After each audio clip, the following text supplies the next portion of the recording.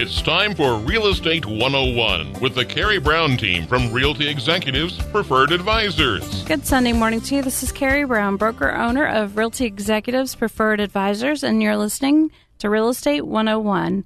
Today, I am here with Angie Schreiber, and Angie is with Cradle to Career Literacy Center, and she's out of Emporia, so she drove quite a ways to be here today.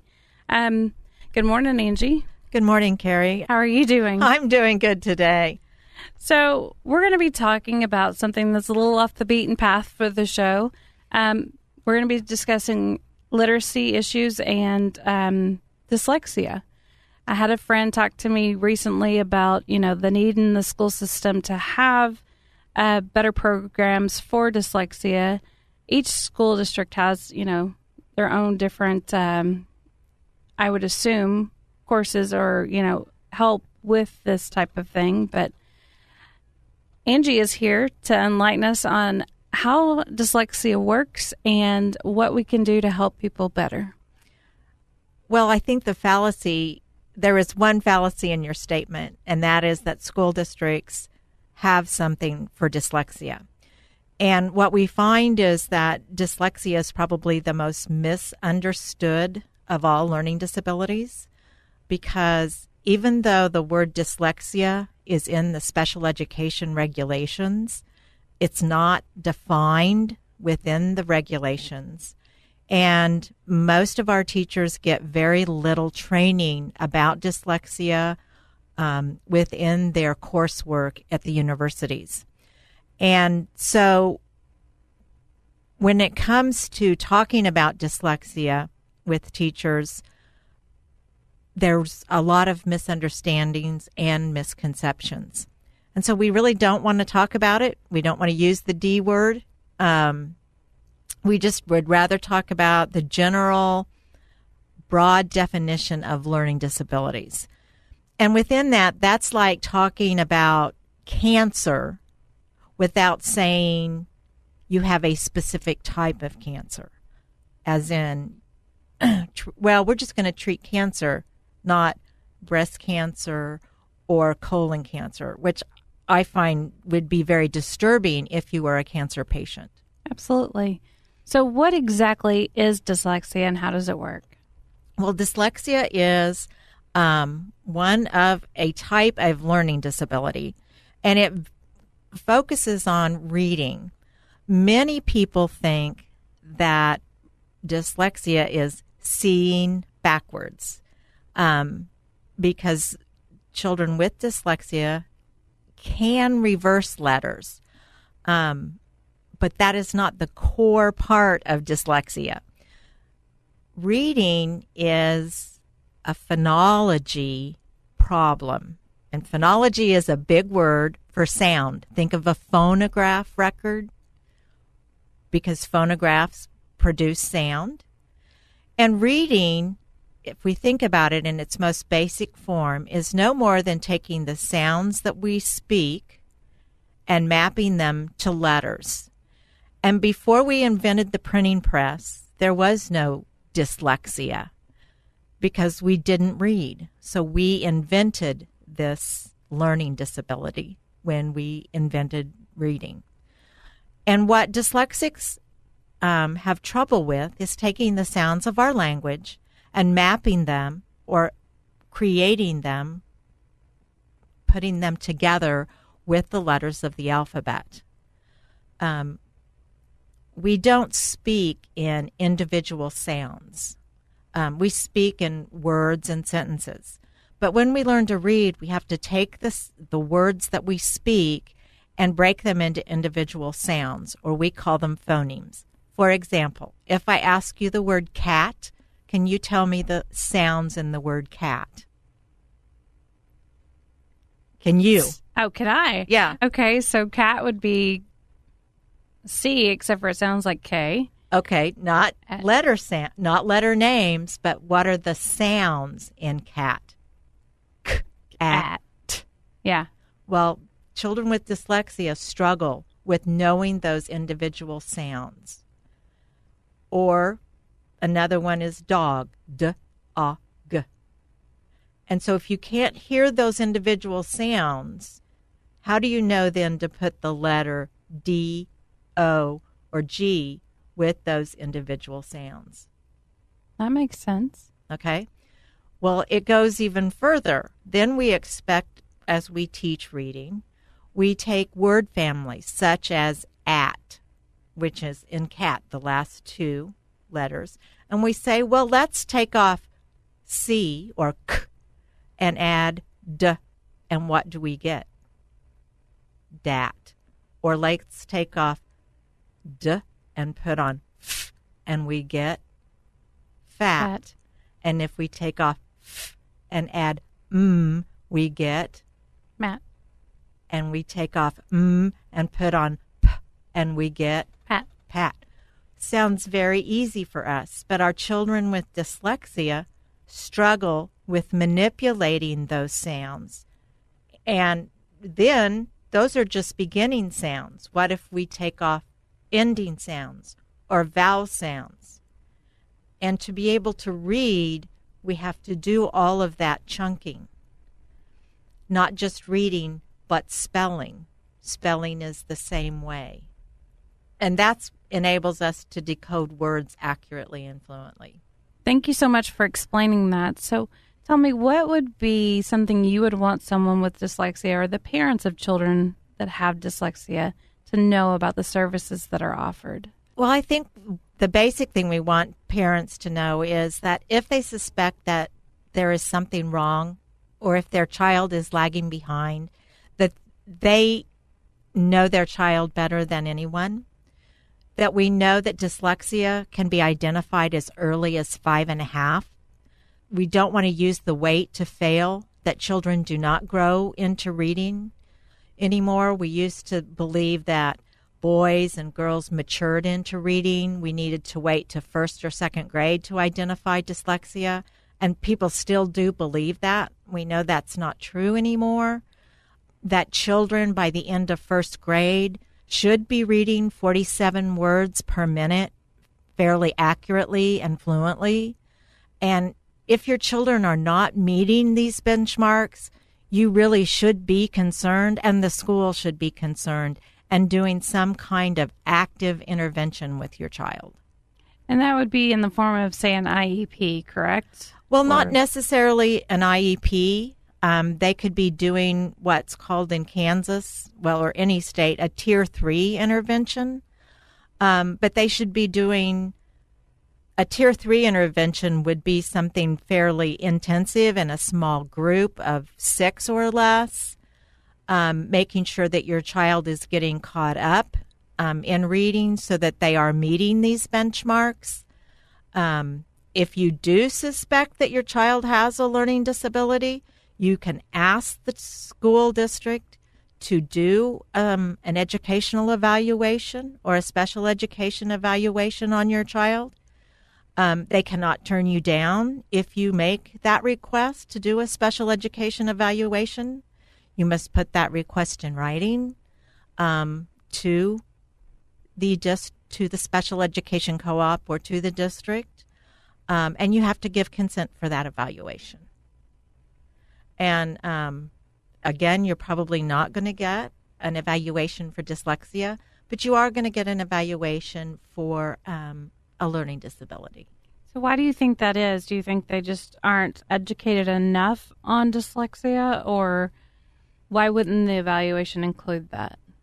I think typically it's they don't know enough about dyslexia. And oftentimes what they are saying is that dyslexia is a medical diagnosis. Even though we know it is not a medical diagnosis, it is an educational diagnosis. It's just easier to say it is a learning disability, even though dyslexia is in the special education law. However, when we go as advocates to IEP meetings, we don't necessarily fight for a definition or fight for dyslexia on the IEP. You can look at a child's data and say if they're not accurate and they're not fluent, we know they need intervention. If you have an outside evaluation done and the child is been diagnosed as dyslexic, it can be put on the IEP if you have an IEP. So it's kind of a convoluted system. It would seem easier to have a clear-cut guideline. It is. It would have a clear-cut guideline, but if you have that definition and that diagnosis, then school districts then need to provide appropriate interventions for your child, and that can get expensive. So sometimes it comes down to money, which it shouldn't, but it does. Why do you believe that there isn't enough funding for this particular or any special education? What is your take in seeing the schools on the actual funding for it? Special education funding comes from several levels. A lot of the money comes from the federal level, and the federal government has never funded special education at the 90 or 95% level that was promised when the original law, which we all called Public Law 94-142, which we now call IDEA, the Individuals with Disabilities Education Act. And the states were hoping, for more federal money because their public schools are required to educate all public school children. And without federal money, then the states naturally have to fill in what the federal government doesn't cover. And in Kansas, as you know, we've cut public school money, which would then include special education money. And so if you carve out a special disability like autism or dyslexia or any special disability, then that targets funding for that disability instead of allowing school districts to spend the money in a more broad area, But I think parents are beginning to say, we want that targeted instruction. And you will see it in other states. Texas has a dyslexia law. Missouri has a dyslexia law. Arkansas has a dyslexia law. So states around us are beginning to pass dyslexia laws so that students are specifically screened. Missouri's law goes into effect, I believe, in January, where all students will be screened for dyslexia. I think right now 38 states have some kind of law requiring screening for dyslexia. Will Kansas eventually have one? Probably. It's been discussed in several legislative bodies in the past. So we're going to listen to a word from our sponsors here in just a second. But in the second half of the show, we're going to be talking about Cradle to Career Literacy Center and how they help school districts to learn more and to offer these services for those with dyslexia, and also how Greenbush has become involved in that program. Thanks for joining us. Join us again here in just a few. Southwest Topeka has a good neighbor. State Farm agent Jim Garrison, now at 29th and Urish. If your current insurance situation has you going around in circles, get off the roundabout and stop in and meet Jim and his wonderfully efficient staff. Let Jim Garrison give you a quote and make the Garrison comparison. He's confident that with State Farm's competitive rates, the right coverage, and his unmatched service, you'll want to make him your new insurance agent. Like a good neighbor, State Farm is there, and Jim Garrison is there for you. Northeast of the roundabout at 29th and Urish. Thanks for joining us again. This is Carey Brown, broker, owner of Realty Executives Preferred Advisors, and you're listening to Real Estate 101. And we are back with Angie Schreiber, and she is with Cradle to Career Literacy Center, and they're out of Emporia. And so we're going to be talking about the different services that they have to offer. Obviously, there is a need for this in the school district. There's also a lack of training. And we're going to discuss all the different ways that your company helps with that. So let's start with testing. What do you do to test the children? We actually have several levels of testing. The first one we typically start out with is called a reading assessment, and we do the phonological testing that we were talking about earlier to see if a child has phonological awareness or understands the sounds of language. We then look at where they are in terms of their reading, if they're at what we call benchmark or at grade level. And we'll do a test of written spelling, because if a child can't, if we're going to do a school-based identification of dyslexia, we have to answer yes to 2 questions. Can they spell? Yes or no. And do they have a phonological deficit? And so we start there. And from there, we can plan an attack or plan a course of study for your child without really telling you whether or not they're dyslexic, unless you really want that diagnosis. And many parents don't want, don't necessarily need an official diagnosis. What they want is their child to be able to learn to read. And so that's a very quick way for us to know, where do we start a child, and where do we need to start them on their reading path. Which takes us to tutoring. So how do you start tutoring them? Well, we have several different programs that we can use that are all research-based. If it's a very young child, we have early language and literacy units, which are appropriate for preschool children. And they were written at Nye House Education Center in Houston, Texas. And they provide early phonology for children in preschool, ages 3, 4, 5, and also very good rich vocabulary development. We also have a reading readiness program, which provides children with the early reading skills they need before you actually introduce books and reading. Many children need this program. It's good for kindergartners, first graders. We've even used it with second graders who are not yet ready to learn to read. The main program that we use is called Take Flight. It is an Orton Gillingham-based program developed at Texas Scottish Rite Hospital in Dallas, Texas. They've had a dyslexia learning lab since the early 1960s. They've had several different programs, but they continue to research and update their programs. The research on this program is well developed. It was done in public schools, which is why we like the program.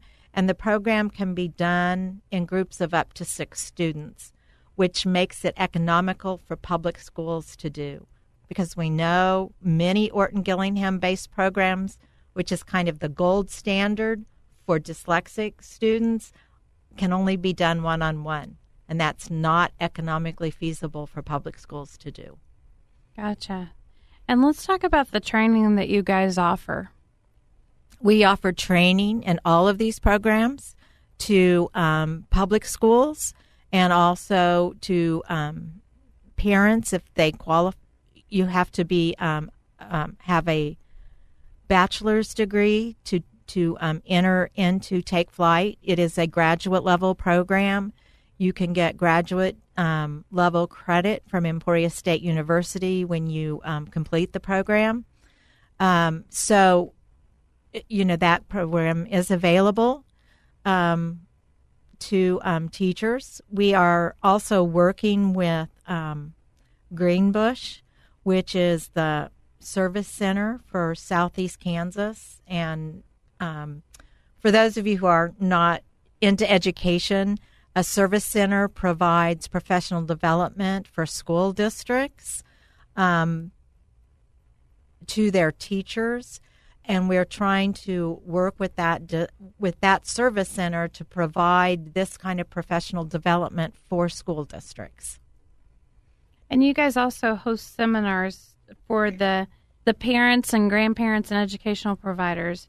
So tell me about that, and how can they get more information? We do provide seminars. We try to do them every other month. We do a Dyslexia 101 seminar, which is kind of basic what is dyslexia, what is it not. We do a learning disability simulation. What is it like to have a learning disability? We do that for parents. We also do that for districts, for classroom teachers. We do it for, we actually do it for ESU professors quite often for their teacher training classes so that teachers know what it's like to have a learning disability. We also have a movie from Harvey Hubble called Dyslexia, the movie, and it shows his life as a dyslexic and what it's like to have dyslexia. They can contact Cradle to Career. We have a Facebook page. We do have our website, unfortunately, is undergoing reconstruction, but they can always call us at 620-208-READ, which is 7323. Again, it's 620-208-7323. And on Facebook, what would they be looking for? It's Cradle to Career Literacy Center. So again, to find them on Facebook, look up Cradle to Career Literacy Center. Yes. And so let's talk real quick about, you guys also do some work with ADHD? A little, yes, we do, because 50% of the children who have dyslexia also have ADHD. They coexist 50% of the time. And oftentimes we tend to treat the ADHD and we miss the dyslexia as also the cause of why a child is struggling to learn to read. And so we'll have seminars on ADHD and what you can do to help your child with ADHD. And also the reason why oftentimes Take Flight helps children learn to read is that the lessons move quickly and you move from item to item and you do a lot of repetition, and thus it keeps the child engaged because you're not belaboring any point. And that's why children with ADHD often lose interest in school, is because things aren't moving quickly enough for their brains. So my staff would tell you that I'm definitely ADHD. Ah, okay. I joke about it all the time. You just have to keep me moving. If you don't, I'll be all over the place, like herding squirrels sometimes. Well, is that easier than herding cats? I don't know. Probably. No claws. Yeah, absolutely. So is this just for English only, or do you offer these services for Spanish speaking also? Well, Emporia, as you know, is a heavily Spanish-speaking district. And we also offer many of these programs in Spanish. We have Esperanza, WOW, and WELLS. And these programs were developed by Dr. Elsa Cardenas-Hagen in the El Paso, Texas area. And Elsa wrote these programs based on the same multisensory language that for dyslexic students, because learning to speak for Spanish-speaking people is kind of the same as for dyslexic people. Spanish has only 22 sounds, while English has 44. And so Spanish-speaking people learning to speak English have to learn 22 new sounds. So it's kind of the same as what we talked about earlier with our dyslexic students not hearing sounds. Well, when you're learning a new language, you have to learn the new sounds of that language. And that's what our language learners have to do with English. El Paso, where these programs have been used, their literacy rates have gone up tremendously by using these programs. And so we've been using them in Emporia with the students that we work with and have seen quite an increase in the students' increase in literacy skills with the students that we work with. So let's say one of the school districts is listening today and they want to get a hold of you to find out more about your programs, or maybe say bring you in to talk to the faculty. How should they get a hold of you? They can call us again, and our phone number is 620-208-7323, or they can email me at Angie@c2clc.com. So basically what you're doing is you're giving these children a voice. I mean, obviously it's going to be a struggle for the parent and the children to come to terms because the kid doesn't understand typically, especially at 5.5 years of age, that they're different or that everyone else doesn't think the same way that they think. And it's hard for them to vocalize what's going on. So I would imagine that would cause them to act out.